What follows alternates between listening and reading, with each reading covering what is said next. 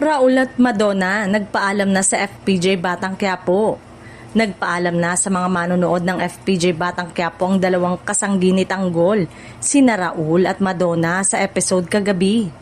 Malaki ang naging papel ng mga karakter na ito sa kwento, lalo na sa pag-angat ng estado ni Tanggol.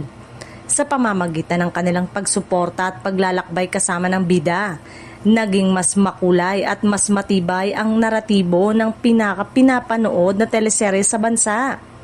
Gumanap bilang Raul si Raymond Ronquillo at bilang Madonna naman si Kim Domingo. Sa kanilang pag-alis, marami ang nagpahayag ng panghihinayang, ngunit mas nangingibabaw ang pasasalamat ng mga tagahanga sa husay at dedikasyon ng dalawa.